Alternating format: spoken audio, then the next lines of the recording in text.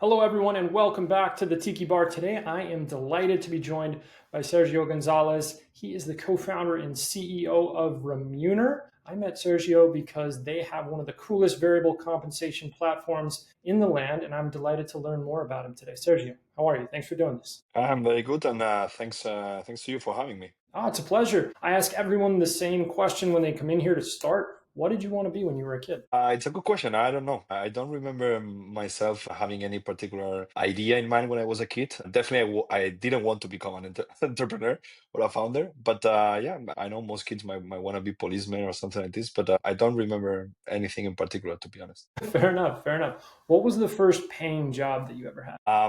I don't know if that's an official job or not, but I was doing some classes for some students, 3, 4 years behind me when I was in the university. They were paying me, but that was not probably an official Oh, that's job. a job. That's absolutely a job. What were you teaching them? I think it was maths essentially.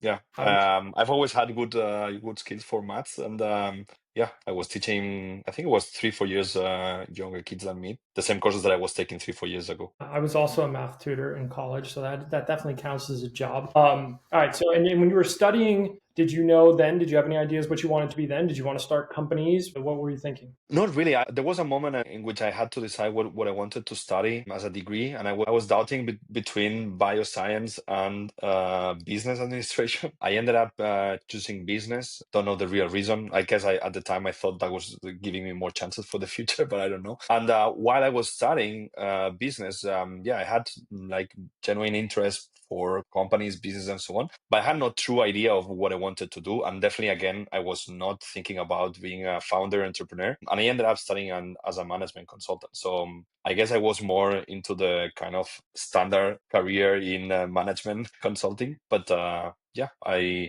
don't remember me picturing myself as a founder anywhere in my younger years, to be honest. And I saw that you spent some time in Singapore. It looked like in university. What did that time mean to you? It looked like you maybe even had an internship while you were there. Was that impactful? Yeah, exactly. I did some exchange program in Singapore for I think it was around 6 months during my studies, and I was also, as you mentioned, having some jobs there. It was an amazing experience, to be honest. Experiencing a new country, new culture. I was traveling a lot around Southeast Asia. I think it was one of these personal experiences that I still remember today, and yeah, it was a very nice moment in my life. And from a purely studies point of view, probably didn't learn much, to be honest. But from a personal standpoint, it was an amazing experience. Yeah, what was that like for the personal experience? Because you grew up in Spain, right? And you spent most of your life in Spain, and then to go halfway across the world, what type of things were you doing? Yeah, exactly. I was born and raised in Spain. Here in Europe, it's fairly common that during university you have a semester abroad. But usually there's this program called Erasmus, which is within Europe. So you usually have a semester abroad, but within Europe. And I decided that was too boring. And I was just looking for something very far away. And for some reason, Singapore ring the bell. I have met a guy who actually did the same few years before me. The adventures and the experiences that he was sharing with me sounded like the ones that I wanted to live as well. So I didn't think much, and I decided to go there. And I can tell you the first time that I told my mom I was going to Singapore, I had to show her where the fuck was Singapore in a map because she didn't know. But yeah, it was an amazing experience. As I said, pretty new culture, surrounded about very different people, having to learn a lot of stuff and moving yourself around there, Southeast Asia and so on. Nowadays, it's much easier to travel than when I did that. From a personal standpoint, it was an amazing experience. I learned a lot and grew up a lot personally. And yeah, I was supposed to study a lot, but I didn't study much. I resonate with that because I studied in college for a semester in Barcelona, and so I also went there and did very little studying. I'm sure you have a much better work ethic in your city. I mean, Barcelona is also a very nice place to come. Obviously, having been born and raised here, I should find something a little bit further than Barcelona. Yeah, fair enough. All right, so you're in school, you're good at math, you're deciding to study business. Obviously, you're pretty good at all that because you get a job with Boston Consulting Group right after college. So, what is it like to start jumping into the deep end with a company like Boston Consulting? I mean, I think you really get to learn some very hard skills in terms of working hard, effort, obviously a lot of analytical problem solving skills. So for me, as I told you, I wasn't clearly sure what I wanted to do. So for me, that was an amazing experience in terms of pure just learning, getting into the job market and starting to grow, see things. Obviously, in these kind of companies, you are put in a position in which you have a lot of pressure and you need to learn fast. But as a reward, you are also experiencing some professional stuff that usually most people will never get to, or they do after 10 or 15 years of experience. And I was doing it literally with 21, 22 years old, when I was 21, 22 years old. And yeah, that was also a very high experience in terms of pure growth on a professional level and learning. But at the same time, I also was having the experience, or the feeling very fast, maybe 6 months, 9 months into the job, that I was learning a lot. I was, being surrounded by very great people, but I was feeling that I was not having any kind of impact with my job, to be honest. And at some point, I was feeling that I was just, creating slides for no reason.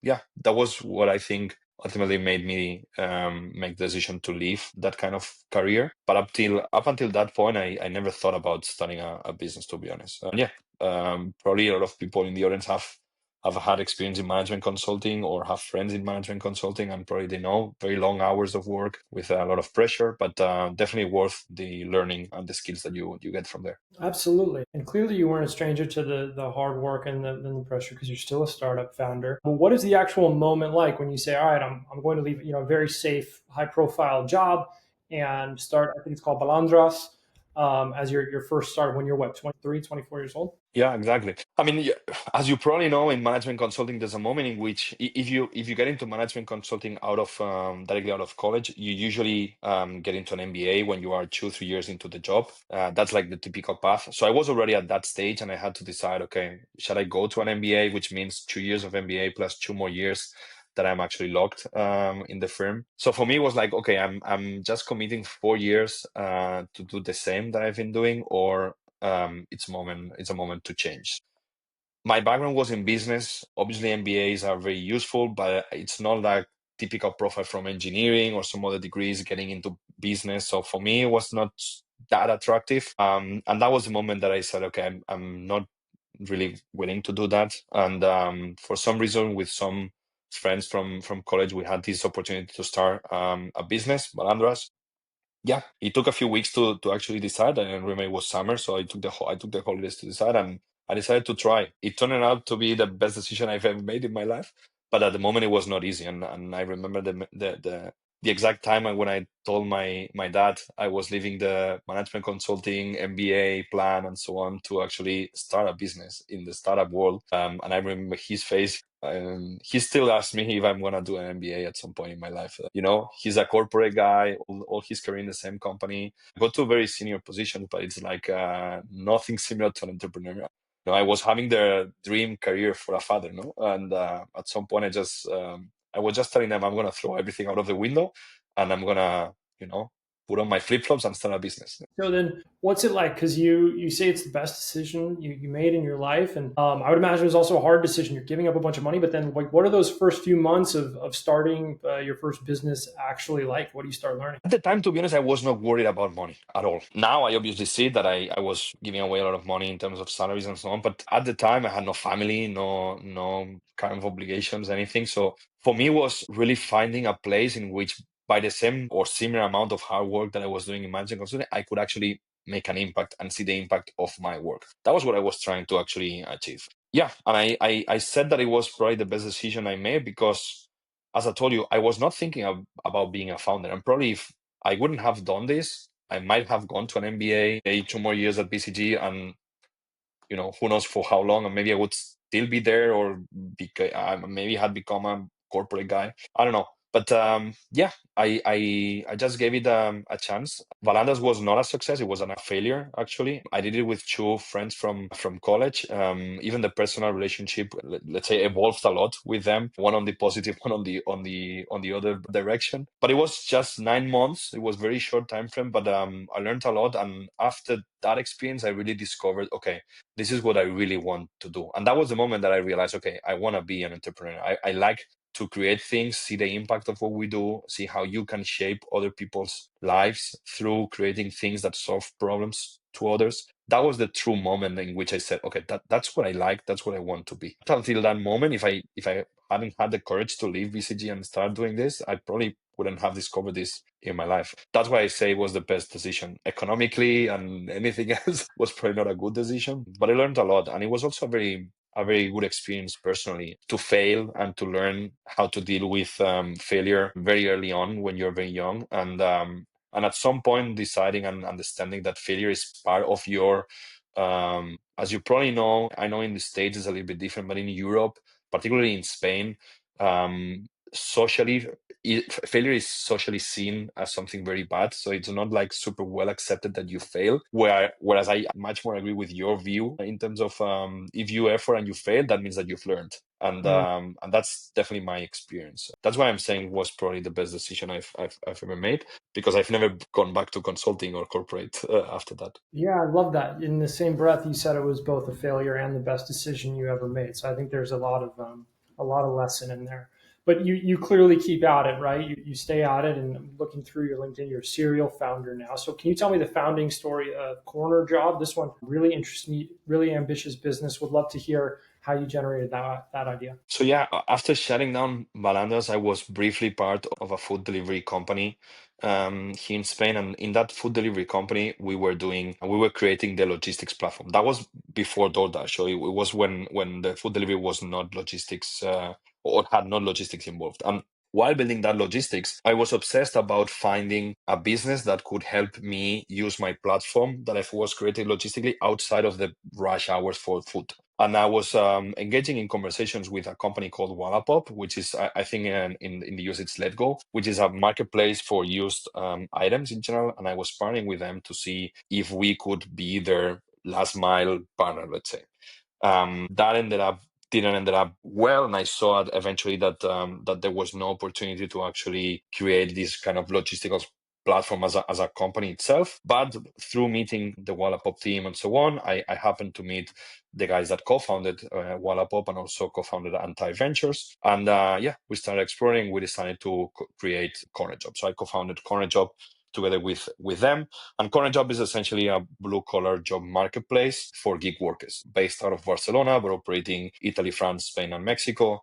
That was 2015, so it was the very early days of the gig economy, and that's the reason why I ended up there. It was somehow accidental, I would say. It's a beautiful vision. I wish I'd had something like that in college. You could just think of it like, okay, here's some work I could just, go and do. What was the hardest part of building that company? There were a lot of things, to be honest. Probably some of your audience and you know that building a marketplace is always finding the right level of equilibrium between supply and demand, density, growing both at the same time. The difficulty part of what we were building is that it was a jobs marketplace, non-transactional, meaning it was a classifieds business. We couldn't really control who was hiring who at the time, which is the kind of product metric that you would want to optimize, but you cannot really measure what you want to optimize for. So it's very hard to then find the proxy in order to actually measure, okay, I'm launching this new whatever feature in the product. Is that working towards my end goal or not? I cannot measure it. So it's a little bit hard. On top of that, it's a reverse marketplace. Usually the demand pays for the supply. In the job vertical, the supply pays for the demand. And that makes some dynamics in the marketplace a little bit different from others. And then the third point is that something that I didn't realize when we started is that the blue collar job marketplace is a hyper local marketplace. I was coming from food delivery. In food delivery, we had radius for delivery of 3.5 kilometers. I don't know exactly how that's in miles. In the job marketplace, the radius that was working, let's say in terms of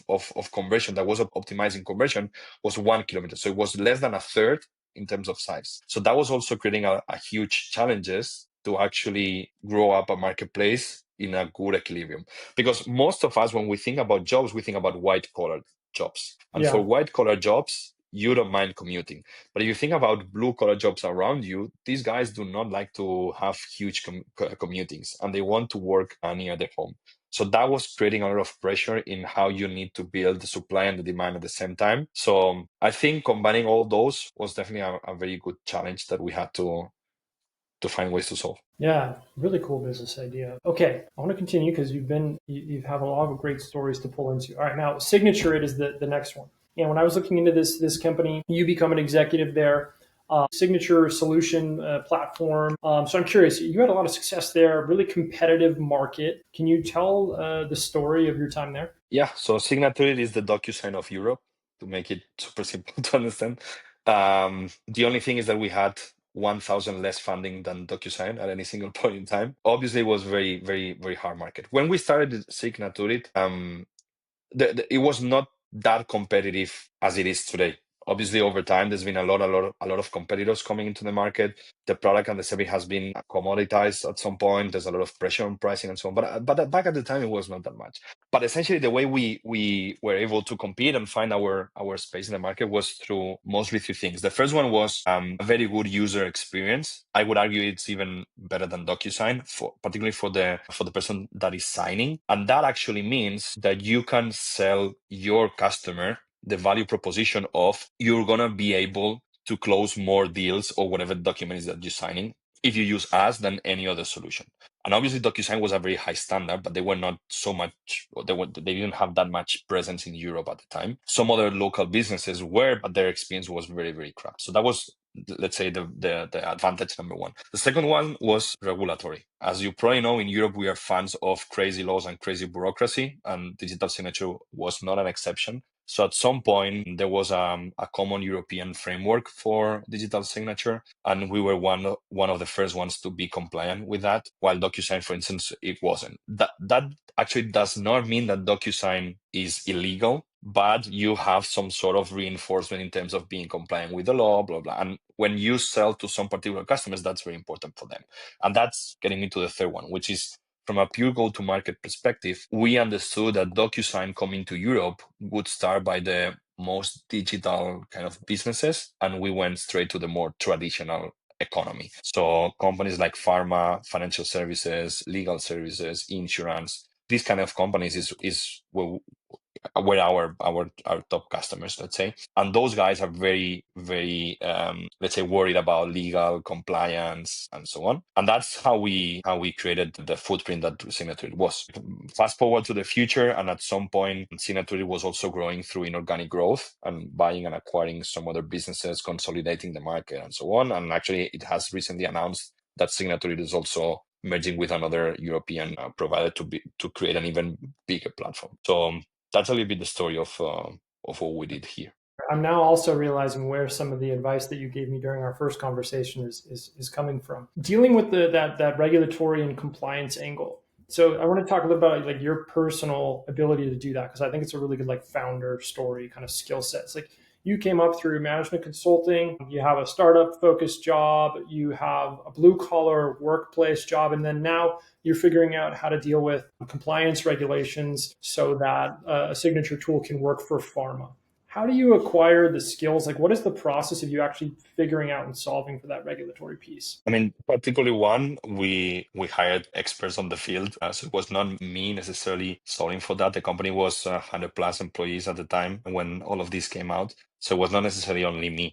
But I think what you have as a founder and management consulting definitely kind of maximizes this is this kind of problem solving mentality. Whether okay, I have this challenge, no matter how big, complex it is, I'm gonna slice it down into smaller pieces, and I will do that again into even smaller pieces until we have very small problems that we know how to solve. And then compounding all of it, you actually get to a point in which you can find solutions or at least options when you have a very big challenge in front of you. And I think that's a very useful skill that you get when you're working in management consulting, for instance. But to your point, particularly in compliance and so on, we had a massive head of a legal team in Signature who was actually dealing with all this kind of details and so on. That makes a lot of sense. I mean, there's lessons in that too, right? You got to know when. All right. So before I get into Remuner, you took a gap year, which I love. Did you go travel Southeast Asia? What did you do? I hope it was really fun. So yeah, towards the end of the Signature story for me, my first child was born, and my story between Corner Job and Signature is that I only had 3 weeks in between, which were my honeymoon, so I didn't have time to actually rest between one another. So it was like almost 8 years nonstop, and I was feeling like okay, I really need to take some air, breathe, and rest a little bit, kind of re-energize. And my first kid was about to get 1 year old. So it felt like the right moment to do that. I was not traveling the world like in a backpacking mode and so on, but we did some travel. I'll spend a lot of time with my family, with my kid, and I also spend a lot of time trying to help other entrepreneurs. I've been a business angel, very modest business angel for a very long time. But when you are in an executive mode, you don't, or founder mode, you don't really have time to then spend with them. And during that year, I was actually being able to spend time with some of them that were asking me to help, and I enjoyed that a lot. And at some point, I was feeling already energized again. And then I started researching about different topics, and that's how we ended up creating Remuner. But yeah, unfortunately, my gap year it wasn't probably as it sounded from the outside. No, I know you kind of need a gap year to get into the space that we are in, and so that's what I want to ask you about. You're probably researching different companies to start. Variable compensation is a beast. Take me through how you go from, all right, we've got this idea, to now this is what we want to pursue. So it all started with a problem, which was while being at Signaturit, we had a massive problem with variable incentive plans for sellers. As I told you, we were at some point even acquiring other businesses. So the problem was just getting complex and complex by orders of magnitude every time we were acquiring a business. So that was a problem that I had a very, let's say, intimate relationship with. So when I was doing that gap year and I started researching about different topics, essentially all of them were things that I have experienced while being at Singapore that felt that should have been solved in a different way. And one of them was compensation. And when I started really getting deeper into the market, what I found is that there are some variable compensation tools, particularly in the US. Some of them arguably with a very similar focus in terms of the approach to the market, the kind of companies that they try to serve, and even the product vision. And once again, coming from the Signaturit experience, where we were competing with one massive successful digital company like DocuSign, and still being able to create a massive company in Europe serving rather traditional businesses, I also started researching on that space or on that industries. And I realized that those companies were completely underserved. So all of these kind of companies I was seeing in the States were not actually being able to deal with these kind of customers. With all of that, and one day I was having lunch with two of my VPs in Signaturit, which were actually my hires in current job. So we were working together for 10 years, and we were having lunch, and I was sharing with them all of this. They had lived that problem together with me at Signaturit, and that was kind of the moment that we realized, okay, there's a massive opportunity. We know what the problem well. We see what there's in the market, and we know there's an approach to do that which is completely different. And that was 4 or 5 months after ChatGPT was released. So at the time, to be honest, we didn't know exactly how, but I was having the feeling that, okay, this AI thing might change a lot of things. And to be completely honest, I didn't know exactly how at the time. Now I have a much clearer idea. But I was feeling like, okay, we're into something here. And that's the moment that we decided to create Remuner. And I was going to become a father for the second time. It was a perfect moment to start a business as well. Yeah, of course, right? What's one more?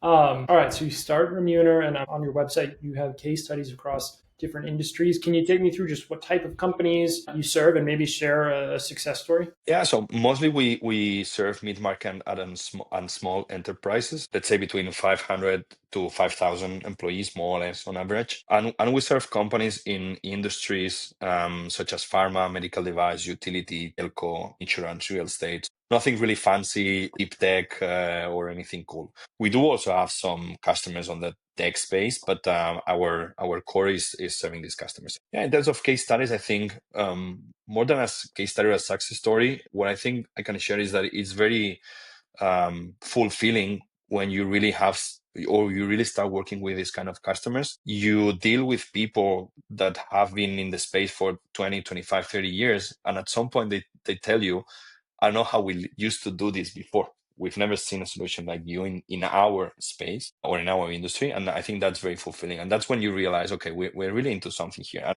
from a pure growth and go-to-market perspective, we have chosen not the easiest path, because selling into those traditional companies, it takes time, is a much more complex process. You need to engage with more people. There's a lot of approvals and so on. But I truly believe that we are creating value and adding value to them. And that's why mid-long term, that's the kind of vision we have for the company. That. All right, you've now been an executive a number of times. You've started companies a number of times. How has your management style changed from when you first started and you were like 24? to now? I don't know, to be honest. You should ask my team.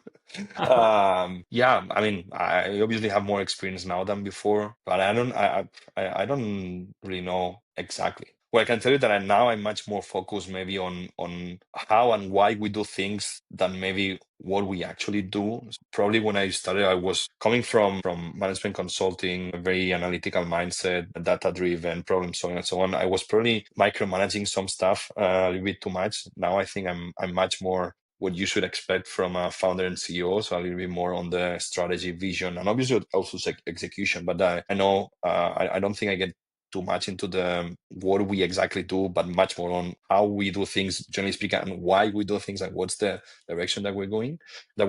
But yeah, I don't think I'm the right person to answer this. You should ask my two co-founders who have been working with me for 10 years, and they might tell you something different. The fact that they've been with you for 10 years tells me enough, right? They were willing to come back to the well. So I think that's a good sign. Yeah, or they're crazy enough. You never know. Probably both. Probably both. All right, I want to get to our last couple questions here. Obviously, a lot going on in the underlying tech, which you mentioned. You're serving a lot of different industries. What is piquing your curiosity right now? What is that something that you're just enjoying either experimenting with or looking into as a founder? I think AI, and it's probably what everyone is doing. As I told you, when I first tested ChatGPT, I had the impression like, okay, this is really something powerful. And I've been in the digital space for, I think, a good good amount of years, and I've gone through the blockchain, machine learning, and so on kind of revolutions. And when I really tested the AI, it felt different. And as I said at the time, and I couldn't really explain why I was feeling like this, but it felt like something different. And right now we're trying to embed AI everywhere, even in my personal life, and that's what I like experimenting. Obviously, like all of us, I'm bombarded with new AI tools every single day, and I'm trying to let's say on top or updated with the most recent things, and always trying to understand how is AI going to transform how we do this particular thing, maybe I don't know, sales, go to market, product, and try to get one of the first movers there, because I think AI will transform potentially everything in a matter of few years. If you are one of the first movers and you understand this, probably you're gonna end up being successful. Last question. What is a piece of content, so it could be book, podcast, music, that you find yourself recommending to everyone in your life? Bonus points if it's not professionally related and it's your favorite personal book of all time or something like that. But if it's professionally related, that's okay too. To be honest, I'm much more into podcasts than into books, because I think trying to be efficient between being a founder and a father and stay with my family, I think podcast allows me to multitask while I'm hearing a podcast while reading a book. It's not that easy. So I'm much more fan from podcasts. And it's true that I listen to some like kind of professionally related podcasts, but I also try to listen to completely unrelated stuff. And I'm very fan of podcasts that touches things about physics, astronomics, the universe, and some very nerd things like this. There's a few ones in Spain in Spanish, but out of the international ones, I'm very fan of Diary of a CEO, Lex Friedman, or Joe Rogan, but particularly the ones that are not touching into business topics. And I think they've managed to have. I mean, they're probably the biggest ones in the space, but they've managed to find a good balance between some very interesting professional topics, but then some completely unrelated, more science-based. Geopolitics is also something that I like to listen to podcasts around, particularly in these crazy times that we live. But I wouldn't really recommend one in particular. You gave us three. We'll take them. Sergio, thank you for doing this. We'll be in touch in the similar space, of course, coming up, and hopefully come to Barcelona soon and see you there. Yeah, I'll welcome you here.